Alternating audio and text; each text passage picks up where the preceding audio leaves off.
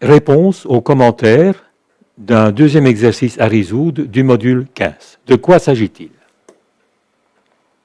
Pour répondre à un commentaire, je vous présente des explications supplémentaires qui me semblent nécessaires.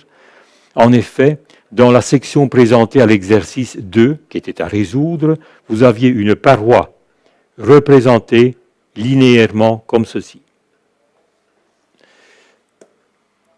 Cette section devrait être corrigée de la manière suivante. En effet, c'est de la matière, et de la matière a une certaine épaisseur, donc cette ligne doit être représentée par cette partie hachurée qui constitue la matière de l'acier, par exemple, ayant une épaisseur de 3 mm.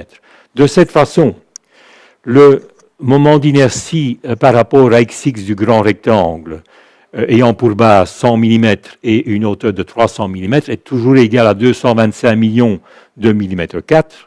Par contre, le moment d'inertie du petit rectangle ayant pour base 94 mm, c'est-à-dire 100 mm moins 2 fois 3 mm, et une hauteur bien sûr égale à 220 mm, 300 moins 2 fois 40, nous avons cette fois-ci une valeur égale à 83 409 333 mm².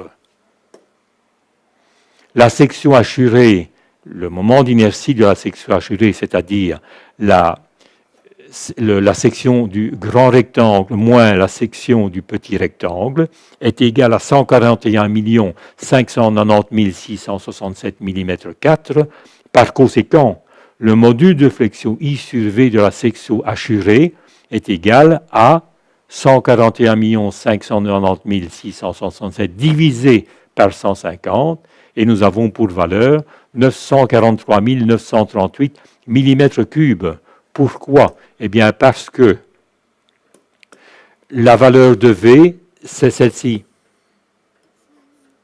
V est égale à la distance qui sépare le centre de gravité de la fibre la plus éloignée, c'est-à-dire ici 300 divisé par 2, c'est-à-dire 150 mm.